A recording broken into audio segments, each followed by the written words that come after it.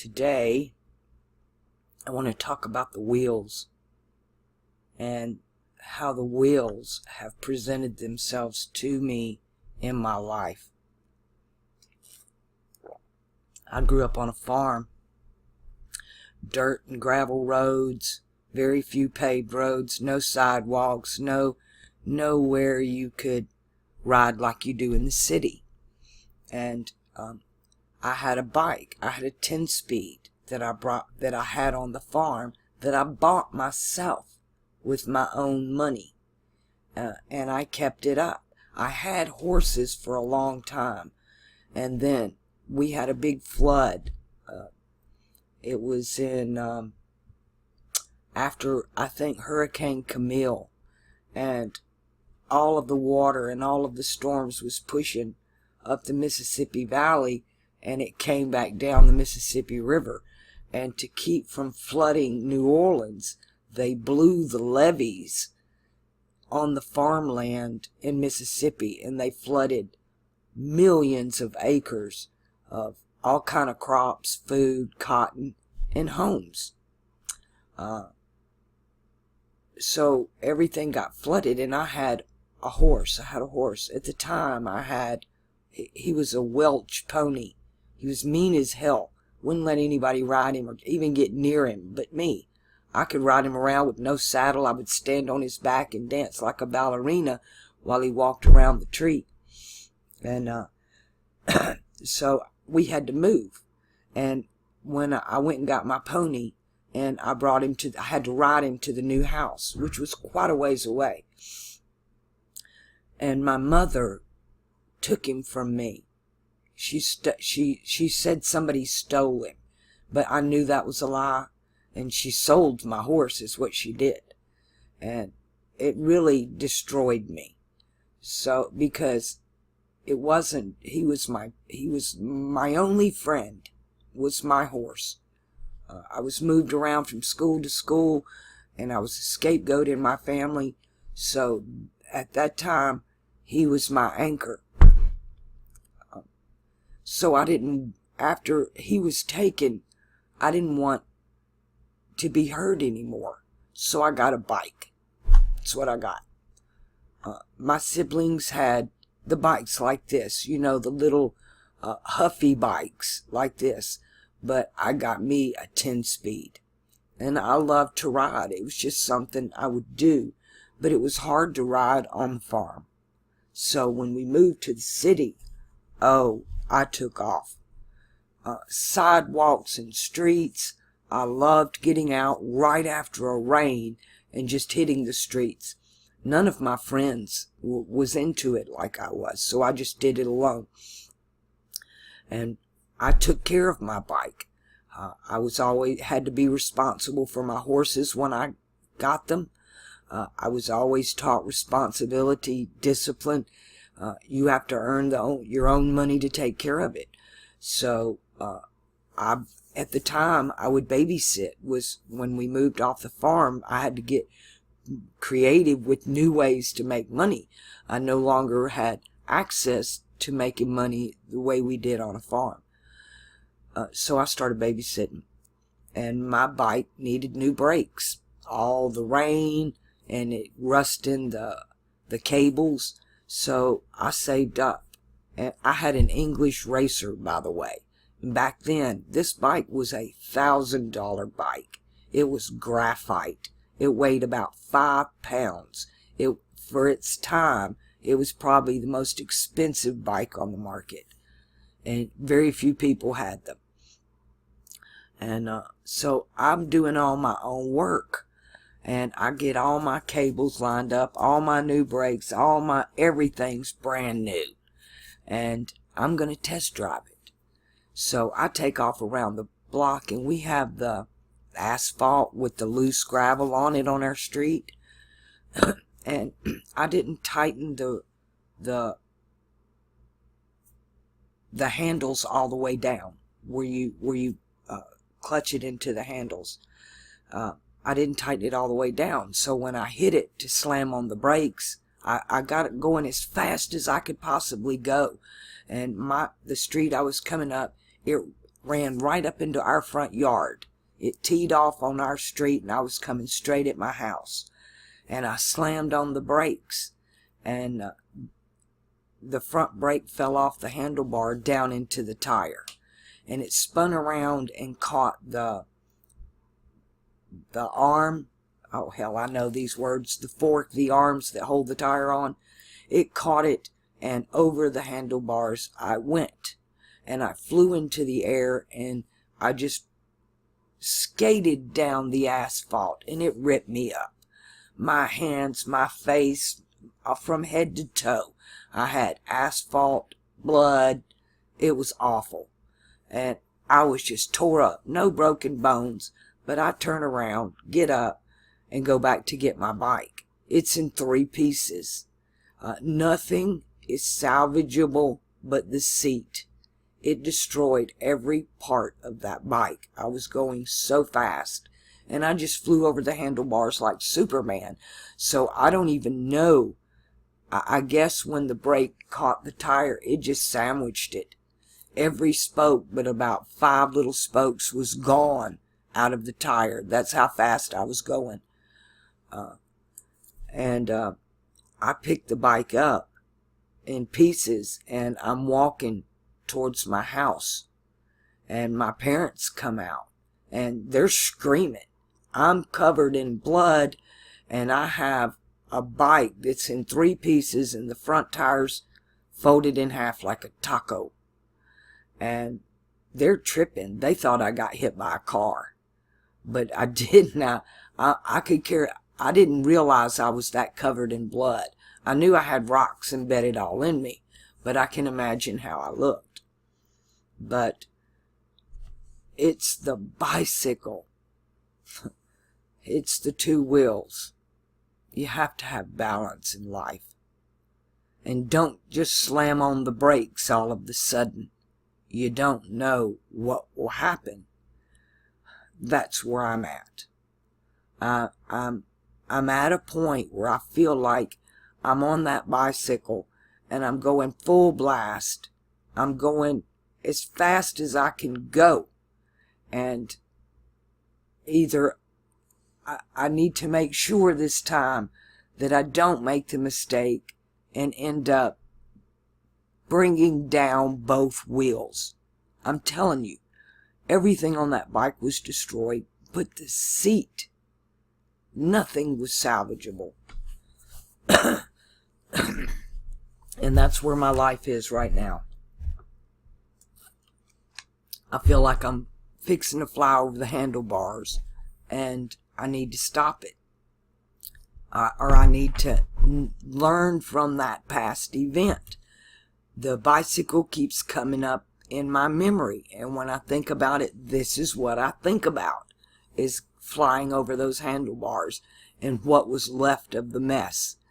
But now in my life, the bicycle to me is the representation of the frickin' zodiac. Everything is a representation of the zodiac. Everything comes from the zodiac. As above, so below. There's nothing new under the sun. And it's all repeating cycles. So it's all about the cycles. And you got to be a cyclist. Now, there are different kinds of cycles. To be a unicyclist, you have to have extreme balance. And there's no room for error. So in a unicycle, you only have 1 wheel. And you can only do so much. There are very talented people, but it's a unique hobby. Not everybody is even interested in a unicycle, okay, or that type of hobby. So in the terminology of translating that back to the zodiac, to have just 1 wheel, you must be very efficient. You must be very good at this, to just have 1 wheel and be able to get around and go where you need to go. Think about that in zodiac terms. Now, a bicycle in ways, it's easier because you have two wheels. Excuse me. I'm still burping from being nauseous this morning. So the bicycle's got two wheels. We generally start off on the tricycle. It's got three small wheels. It's the triangle. It's the triune God. It's the 3-in-1. It's one thing, but there are three ways of looking at it. It's stable. The triangle is the most stable structure, for lack of a better word. I am still a novice where the Pythagorean theorem is. I never really got into it that much. I probably should spend more time. I should probably take about 6 months off and just do that. But it involves so much math. And I'm really good at math, but it really stresses me out. I don't like it. It was forced on me as a kid because I was good at it. So I don't find enjoyment in it like I do with what I do now. So you start off with the tricycle, you go to the bicycle, and then you advance to the one wheel. You need to have three ways of looking at the zodiac and understand that. Learn how to ride it, and then you can move to the balancing act of the two wheels. And then the true proficient moves to the unicycle and can do it with just one wheel. Okay? Now, I crashed my two wheels, and I destroyed them. That, to me, is very prophetic for my own life. Okay?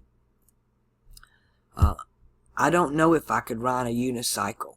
I tried a pogo stick when I was young. Wasn't very good at it. I could do it, but no, I wasn't very good at it. But the bicycle itself is a representation of me, of the frickin' zodiac. The unicycle, the bicycle, the tricycle, even the quad. And we even have 18-wheelers now, okay? Because there are wheels within wheels. Now, I got up this morning. It's about 3:30 in the morning here.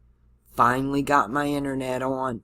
This is just the first time I've had 5 minutes to sit down and do a video. So, with that part explanation out of the way, I'm going to jump into a little personal of what all's going on with me right now, because it's been a roller coaster this past week. From right before my birthday, like the day before, till when I just woke up a few minutes ago. I have had some of the greatest things that's ever happened to me in my life happen to me, and some of the worst. It's been very stressful. So, my birthday, per se, for me, was, where I'm concerned, was pretty uneventful for the day itself. But my visitor was leaking, for lack of a better word. So, I'm concerned. I lost a lot of pregnancies, and that's a warning sign to me. She wasn't sure. Are you peeing on yourself, or are you leaking amniotic fluid? So let's go check. Let's go find out what's going on. So, and that's stressful. I mean, this is really stressful for me, having to juggle with what all's going on. So I take her in, and they put her on bed rest. So I bring her home and I put her in the bed. She's not allowed out of the bed. And she's crying and stressing, doing really well. I got her an Obama phone. She's finally spoke to her mother. Thank goodness. I'm really happy about that. Her voucher came in the mail, I guess yesterday. To me it's the same day, but yesterday the voucher came in the mail, so she can now begin to look for her own place. Bless her heart, she's, well, about 7.5 months now. So this is going really fast, and she's hard to get around and extremely emotional, and she was pretty beat up when she got here, and some of the bruises are still there, where they fade out to that ugly yellowish color. So I've got her in the bed, and my roommate, he is a senior citizen, had an episode himself at work. I didn't know anything about it. I was finally contacted through the office because I didn't have a phone and he didn't have her Obama number. But he's in the hospital. I thought he was just staying with his girlfriend. He stays over there sometimes. He had just bought her a bunch of new furniture, so I figured that he was with her. But no, he had a mild episode and hit the ground and literally broke his hip. So he's in the hospital, and they're going to transfer him to the VA. And his sister's coming in. He's not coming back. I lost my roommate. So his sister will be here today or tomorrow. She's going to fly in. I don't know yet. I need to go get a phone today. So she's going to fly in, get him situated, get his stuff, and I guess she's going to take his car with her. She don't live here, and he doesn't have any other family here. She's coming out of Florida. So, I got Kelly whining at me on one hand because I'm trying to go back and forth to take him what he needs to the hospital, check on him, work things out with his sister, work things out with the office. When we moved in here, he is military, ex-military, so we used him as head and military ID to get the discount. So it's basically all in his name. So I'm working with the lady at the office. I can't tote this place by myself. There's no way. And especially because I had to take so much time off of my new position that I got demoted. That for me to stay on help desk, I need to be there during the day, during the week. And last week I took off 3 days because all this is going on. And then Monday was a holiday that I had the cable guy there. Here you can't. There so much new projects are going on. The stadium, all the new complexes, the new casinos, and the cable guys are hiring from out of state to just keep up with the mass. So they're working weekends, nights, running all the new fiber optics all over Las Vegas. So he comes on Monday. He came on Monday, and he didn't have the way to get up the pole. He didn't have the truck or whatever it is they put on the belt or whatever to go up the pole. He couldn't find his. So he couldn't go up the pole because the last people who lived here, they were bad tenants and kept turning it back on theirself. The cable, I guess. So they cut the line from the building to the pole.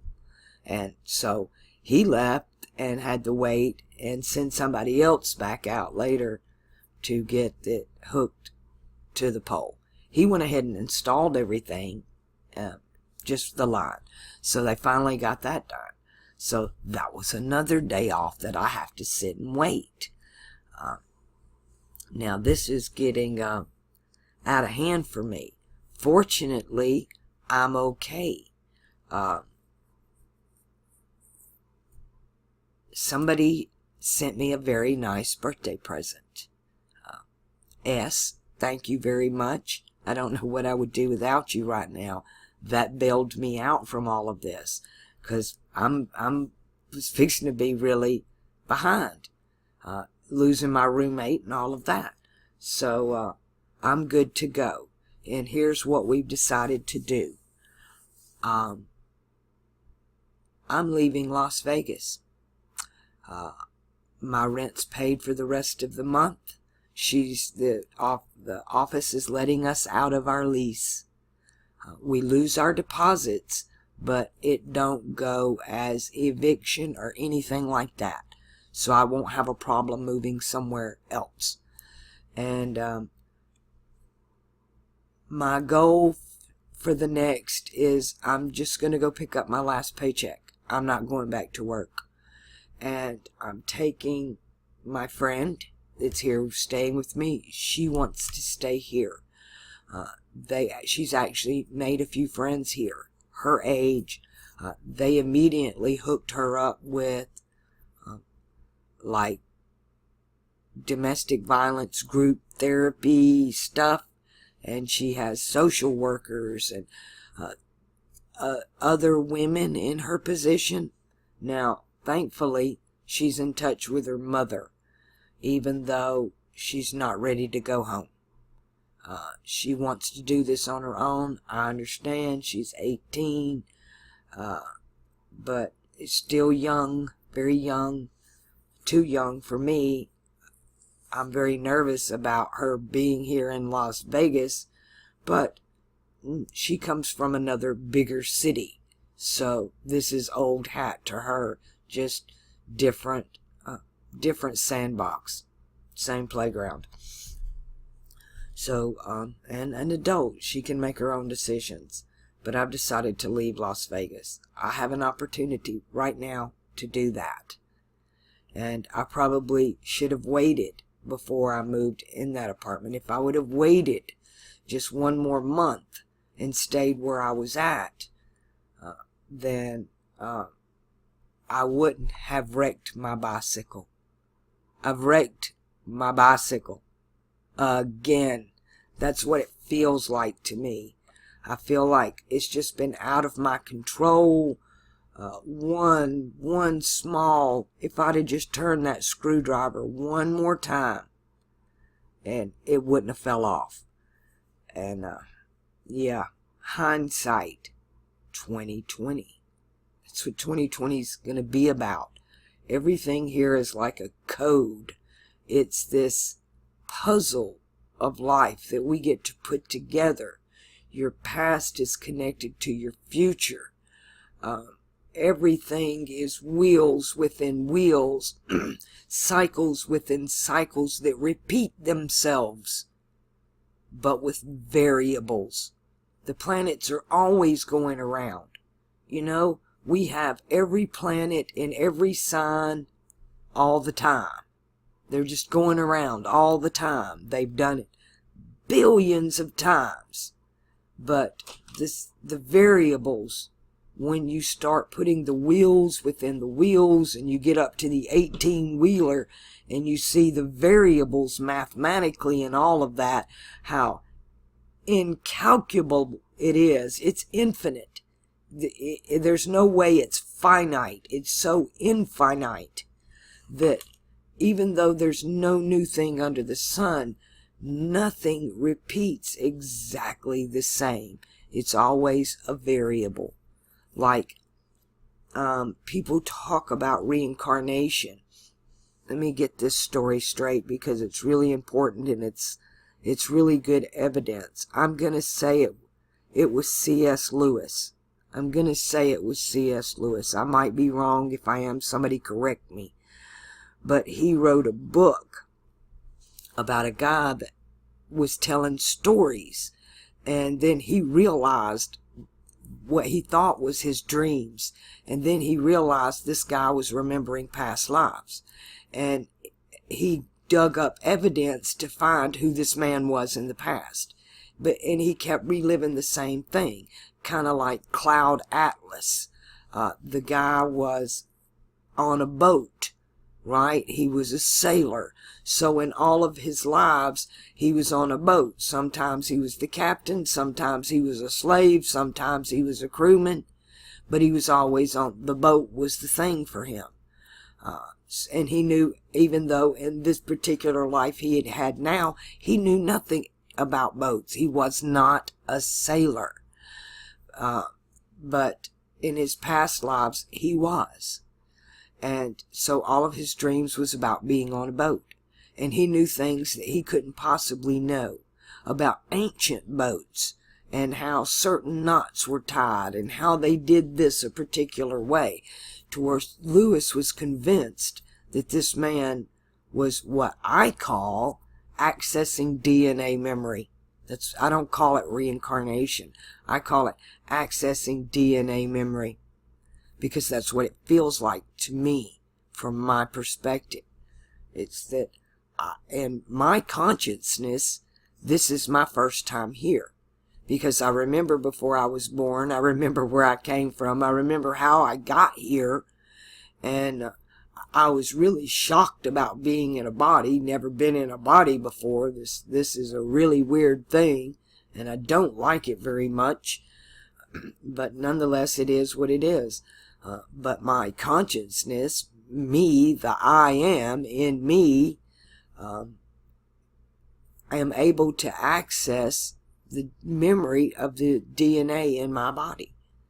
I'm aware that my flesh has a consciousness and a will that's separate from me. I talk about it all the time, especially when I talk about drowning in that swimming pool, which is funny because drowning in the swimming pool happened right after I wrecked my bike. That was the next big event in my life, was drowning in the pool. I wrecked my two wheels, and they were gone. And then I'm drowned. So, I'm thinking about all of that. I'm starting to realize what's going on in my life right now is connected back to my bicycle and my 2 cycles. Because then it was just 2 wheels I got around on. But now those same 2 wheels have translated into my life as the zodiac. Okay? So I'm sitting here thinking, leaving Las Vegas, where do you want to go? And I can't shake the bicycle accident. Now I've had my mind on not just leaving Las Vegas, but Nevada. It's not really Las Vegas that's the problem for me. It's Nevada that's the problem for me. So I was thinking, why not just jump over into Arizona? It would be easy, right across the border. Kind of headed toward the Four Corners area there. And anyway, so I'm looking around at different properties to move to. It would be so much cheaper for me to live there. I mean, I could basically would be paying a fraction of what I am here. And I wouldn't have to work myself to death to get by. And me and Kelly could live comfortably. So I'm looking at different areas, and it's really freaking me out in a little way. Because when you jump right over the border, you start getting names like Kingman, Arizona. It runs by the Colorado River. It's right by the Colorado River, right below the Hoover Dam. So I'm sitting here, the Kingman is on the Colorado River below the Hoover Dam, and when the dam breaks, everything below the Hoover Dam is going to flood. That means Laughlin, the Mojave, Fort Mojave, Kingman will flood. All of that, all through down that valley is going to flood out if that dam, or when it breaks, because nothing lasts forever. But yeah, when it breaks, everything below that's going to flood. So, my 2 wheels are coming down. And what I'm thinking, my first impulse is to move to Kingman Air Rezone A.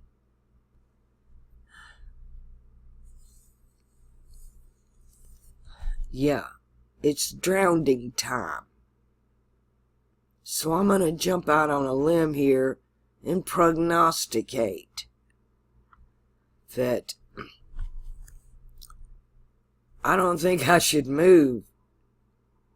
The other city right across from Laughlin is Bull's Head. The bull is Taurus, part of the fixed cross. The king is Aquarius, part of the fixed cross. The first property that I looked at, looking through the listings in Kingman, was on the corner of Pineal or Pineal and Northern or something like that, Northern Road or Avenue.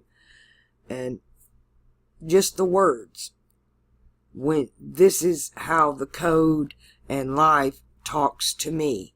It repeats itself in symbolism, and not necessarily language, because there are no vowels. You have to stick to the symbol of the consonants. So the P and L, the pineal, the Kingman, the Bull's Head, and that damn river. So I get why I'm here. I get the symbolism in what I'm supposed to see. I know I've just wrecked my bike, and I'm picking up the pieces. But what do I do? Do I follow the same path I did last time and end up drowned in the pool? Do I put myself in that situation? I have a decision to make. I'm not sure what I should do. My opportunities are wide open. If I'm going to leave Las Vegas, I can go anywhere. I can do anything. I've been looked to move before, and I had my eye on north of Albuquerque, but south of Colorado Springs, more like the Pueblo area over to the western slope of Colorado, or the northern part of New Mexico. I like the Farmington area, Aztec, New Mexico, Cortez, Colorado. All of these have great meaning to me in the names. And it's related to South American things. That is, like you would say, as above, so below. Well, the North America and South America to me are Capricorn and Aquarius, those 2 ages. But they're one. And everything was, the Masons built everything in this code so that future generations who are awake to it know where to go. Then I have my eye on, northern New Mexico, southern Colorado. I have my heart. It keeps dragging me back to Oklahoma. Northeastern Oklahoma, northwestern Arkansas, between Tahlequah, the Cherokee Nation capital, over to Eureka, Arkansas. And then there's always South America. I don't have a passport. If I left, I might not be able to get back in. but I've thought about Cusco, Peru. To me, that's the next power station, powerhouse, world, like Rome is to Pisces. Cusco, which is just north of Lima, Peru, is the next Rome for the next age or ages. And then it'll be tied to another city in North America. So, decision time. I've got a little over maybe 10 days to decide. In this time, y'all don't freak out. I'm uploading your charts. My internet is on and it'll stay on till I move. But I hate that I just put out money for all of that and it's gone. But really, I'm okay. Thank you, S. Again, this is going to happen. I'm not going to be frivolous or anything. I'm very frugal and I save my money. But I think it's time, while I have the opportunity. In a way, I feel really bad. I don't want to leave this young lady here by herself, but she seems quite determined. And I'm not sure if I should stay. I haven't found a door open for me to present itself to where Kelly and I can meet our needs here without me having to work my ass off. And I'm really tired of getting on the bus and all of that, but it's almost illogical to own a car here. The insurance is so high in Las Vegas. I mean, I've never had a ticket or a wreck of any kind, and my insurance, they want over like $250 a month. And I'm like, my God, I can pay Uber to drive me all over Las Vegas for that. You're kidding. I can't imagine how these other people are driving around that have gotten tickets. It's just like, dear Lord. I mean, I know I haven't had insurance with a while and they jab you when you first come on. But, you know, Oklahoma, $30 a month, you know, $1 a day for insurance. Okay, here we go. And this is what they told me. This is their explanation of why insurance is so high here. And that's just liability.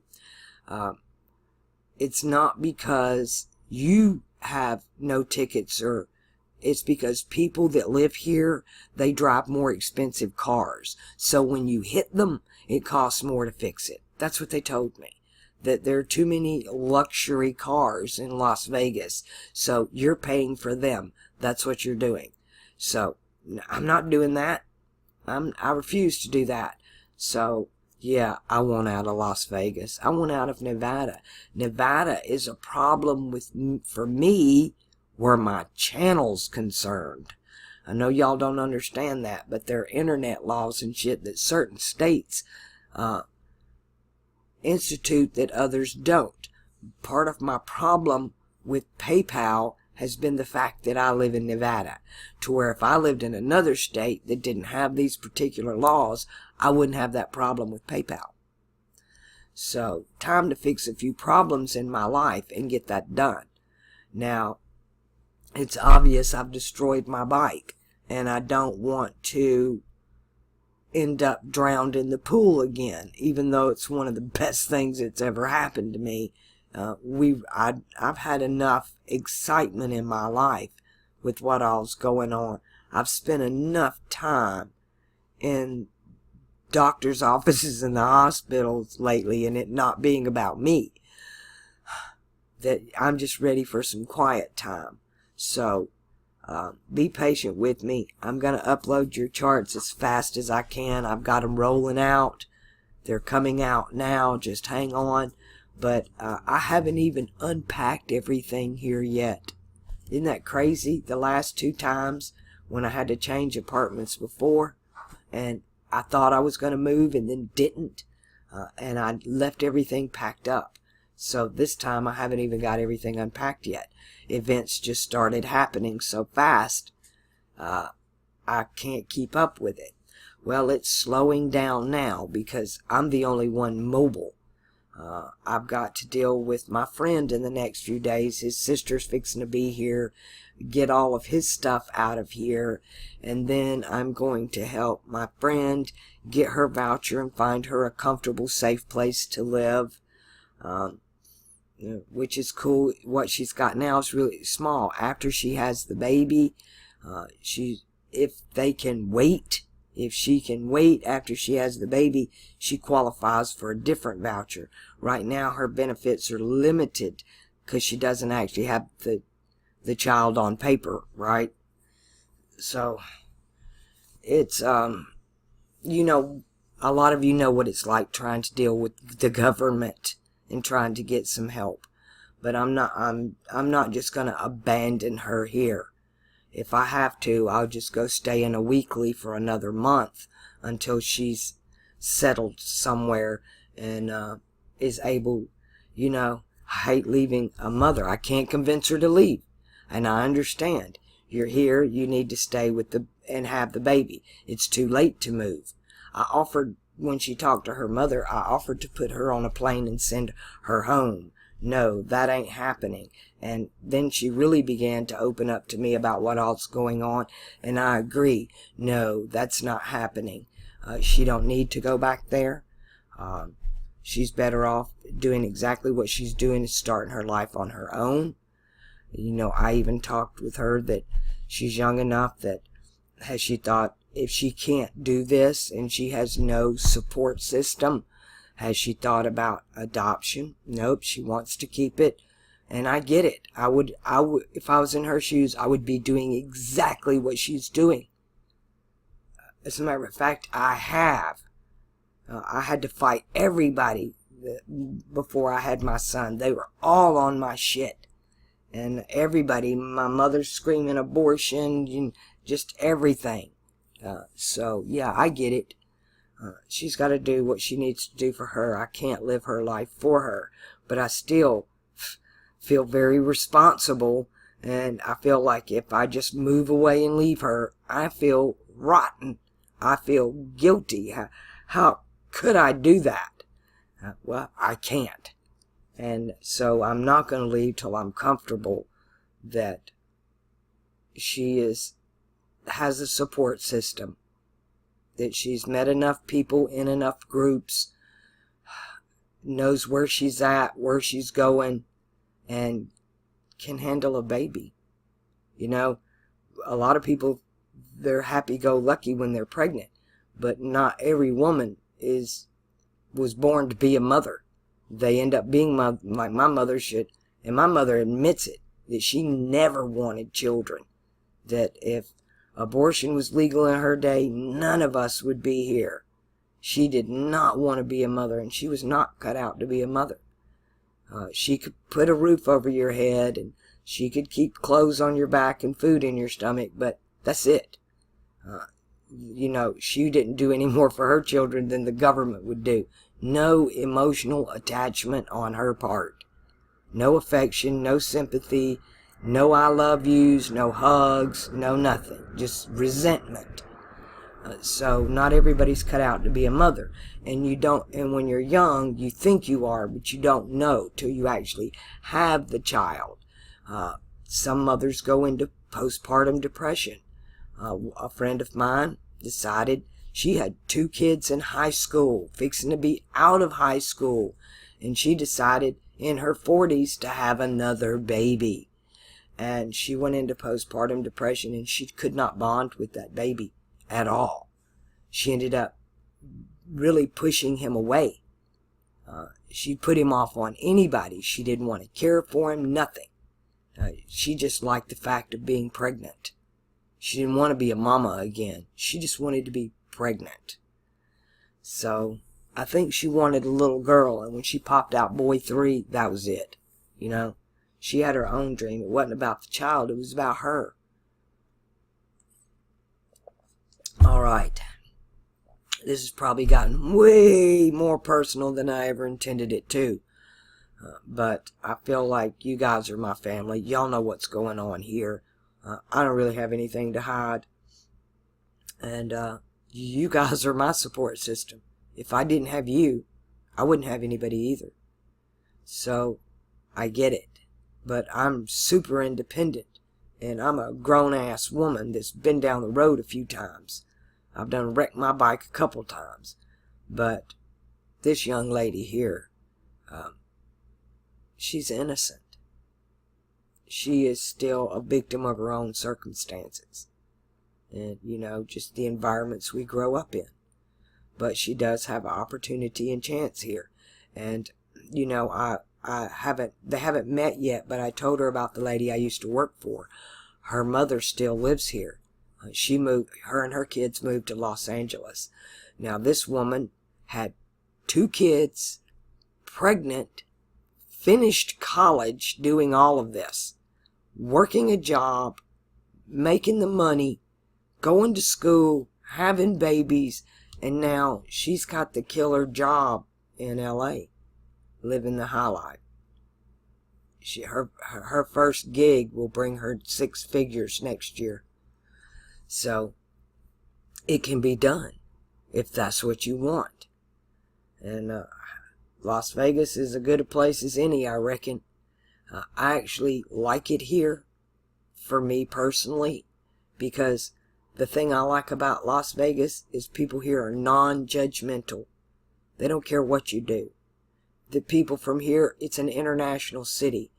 People come here from all over the world. And they don't care if you smoke. They don't care if you eat meat. They don't care if you have pink hair. They don't care if you're covered in tattoos. They don't care if you wear a Gucci suit. Everybody smiles to everybody else and waves all the same. Nobody's judging anybody. When I was in the South, everybody was so judgmental. Just that Southern Baptist belt, holier than thou, and I couldn't take it anymore. And when I landed in California, I thought, liberalism, thank God, at least some people with sense, I'll get relief. No, they were more crazy, to the other extreme. Ooh, you eat meat, and ooh, you smoke, and if you come off with a Southern accent, they automatically, you're stupid, you're dumb, you're just dumb. So I got tired of it. But I have to say, living in Las Vegas reminds me of, in my past, when I lived in Houston. It was a very international city. Each part of town, you had the Asian part, and the European part, and the Latina part, and the Middle Eastern part, and everybody got along, meet in the middle, and everybody gets along and works together. And nobody was judging each other. We all accepted each other. There was no racial division or bias. We had our clans and our groups, and we went and all worked together, and then we went home at night. And there was no animosity, and over time these groups start intermarrying and intermixing, and now it's just one big group. To me, racism and all of that is perpetuated by the media and television. I think television is the devil itself. Even in I Pet Goat, they show you Satan is the frickin' TV. He's the accuser. He is the manipulator. He's the spellcaster, the magician, the sorcerer. It's all about the TV. So, back to my bicycle. My English racer. That's what I had. And I tore all but just a few spokes out of the front tire, and it was sandwiched over like a taco. I'll never ever forget that as long as I live. I even remember what I was wearing. I had on flip-flops, a pair of shorts, and a tube top. And it ate me up all the way down my body. It was funny, but it was one of the saddest days of my life. But my life changed that day. And I feel like that's what's happening to me now. It's beyond my control. I've flown over the handlebars. And I know what comes next. The flood comes next. The water, the drowning comes next. Do I want to repeat that? I know the experience will translate different this time around the wheel, but do I actually want to do that? So I want your guys' input. Where should I move and why? What would be your advice to me as to where I should go? You know, to me, it doesn't really matter where I am. It's just me and Kelly anyway. My reasons for moving would be, one, to give me more time so I could spend it on my channel, and I don't have to work my ass off to pay to live in a dump, because everything here is way overpriced. But when you get looking around, nothing's cheap anywhere. But, you know, we all have to deal with that. That's just survival. We all have to make a living one way or another. Me, I haven't had government assistance since I got here. California kept me cut off. I finally got, they gave me medical, but that's just something, they'll use that to cover the bills I already accrued. But other than that, I don't get assistance. And I don't care about going to the doctor. I'm not just going to go. I'm one of those people that it's emergency room time, you know? One of those. I take care of myself at home. I've never liked doctors anyway. All right, so how about some input, people? And on the next video, I am going to talk more about the bicycle and the wheel and the wheels and events. And you need to do this in your own life, by the way, that these cycles come around and they follow patterns of events that coincide with Saturn-Jupiter conjunctions, by the way, which are the two wheels, right? The two wheels. We can look at our solar system as a set of wheels, right? Let me take us there. Let me pause. All right, wheels within wheels. Every planet has its own orbit and makes its own wheel, every one. And then the constellation is a wheel, and there are wheels within wheels. The zodiac itself is made of actually 3 wheels. And alchemy, you have the house above, the house, and the house below. What's above the zodiac, what's below the zodiac, and the zodiac itself. And then all of the planets. Now, the 2 wheels to me are always, in my life anyway, are always going to represent this Saturn-Jupiter conjunction, this coming up to it. Now in 2 days, today is the 22nd, in 2 days Saturn moves into Capricorn, in 2 days. And Pluto is conjunct Capricorn. So you have the subconscious mind conjunct the subconscious mind, Pluto, conjunct the higher mind, Saturn, moving from fire into cardinal earth. The first thing, earthquakes. Shaking, it's going to shake everything up. Saturn is going to come in and take over. This will empower Saturn. Wow. You just think he's been having a field day for 2 years in Sagittarius, in mutable fire, with Pluto there to change everything up, all about ideology and philosophy. Well, Capricorn is about doing. So now this is action. And what's really going to punch it is when Mars comes on around into Capricorn. Okay? But it begins in 2 days when Saturn enters Capricorn. Now, in the Picatrix, and when it's talking about the mansions of the moon, the last few degrees of Sagittarius and the first few degrees of Capricorn has the image of the pure white lamb.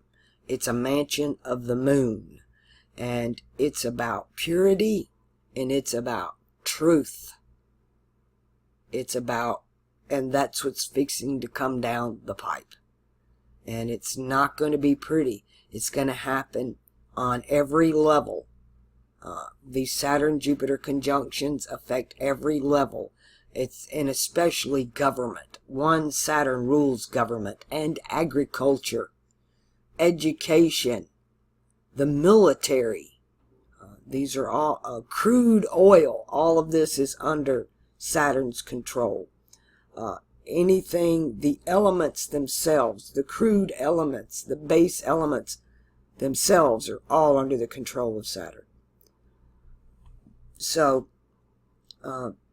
it's going to be excuse me, I don't know if I'm burping or getting the hiccups here.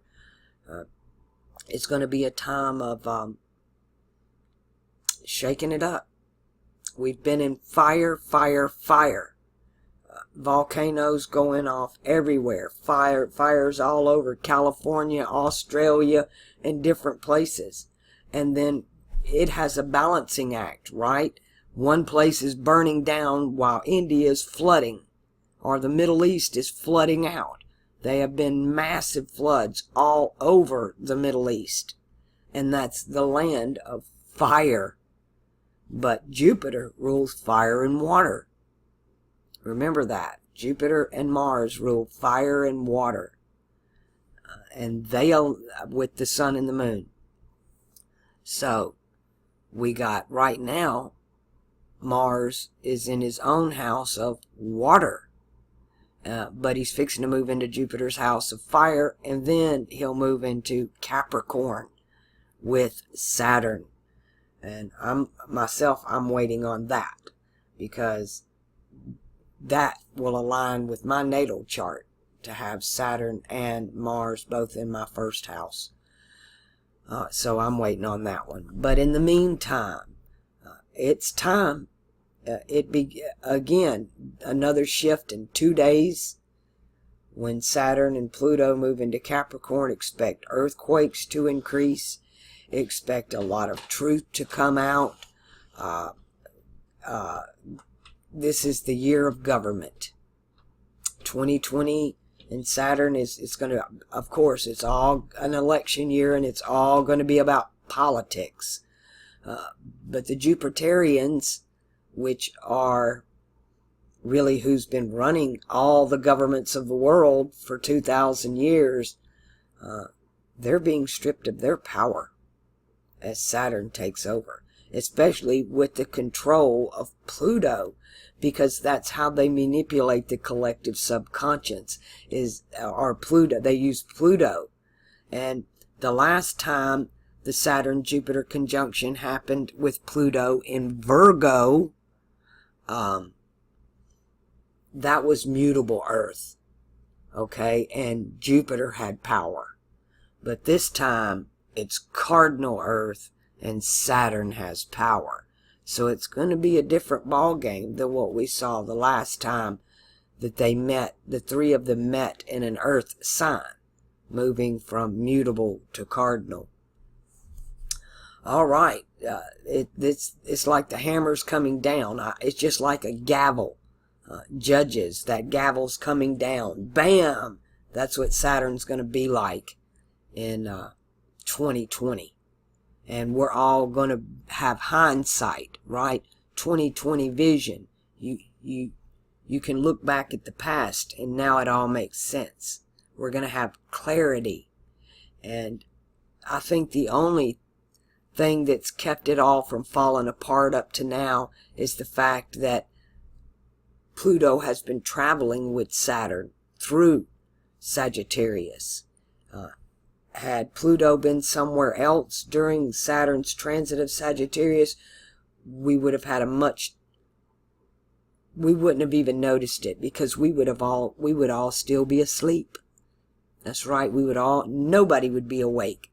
We would all be under the control of the television and the governments and the education system, and the programming would just be going along like it has for 2,000 frickin' years in Waterworld. But all that's coming to an end because we're moving through the transition. It's the time of the change, the time of the shift. And they know this, and they're playing on it every way they can. And I think from the perspective of most of us, they're losing. And they know it. But their arrogance, their pride, it's going to get the best of them. So the only thing you can do in that situation is just sit back and watch the fireworks. Get some marshmallows, hot dogs, and enjoy the show.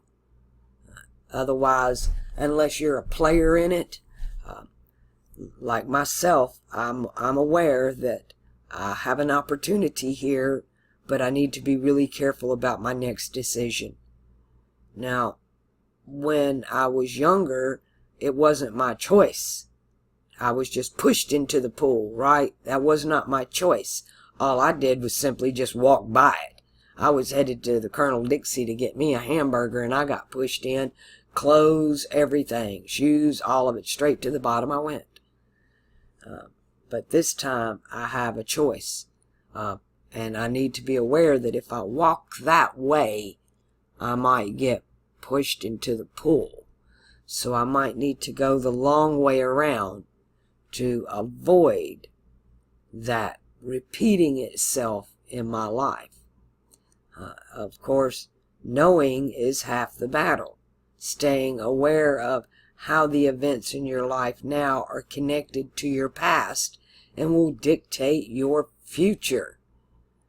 And nobody can make the decision for you but you. And like I say, nobody can make a decision for me but me. But I would like your input.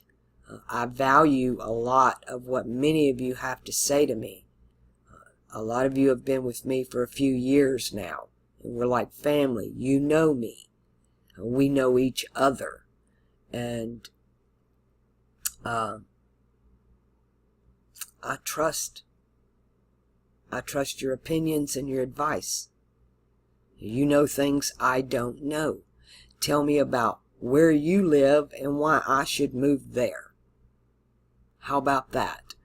If everybody will just do that for me, it'll help me to make the proper decision.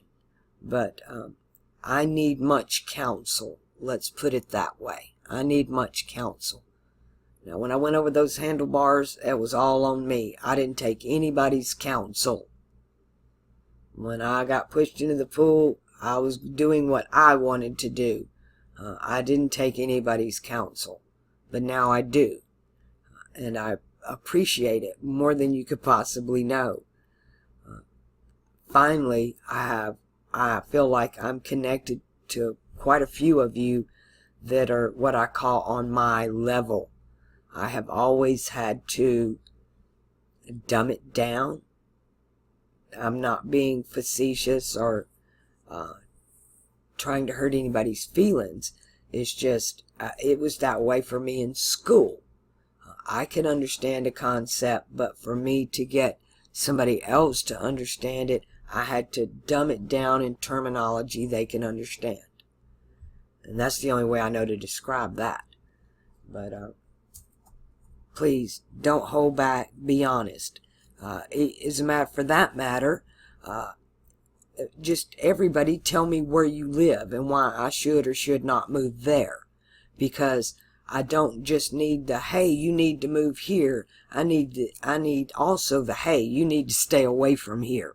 This is not a good place. Blah, blah, blah. And just tell me what you feel and what you think. How would you like me for a neighbor?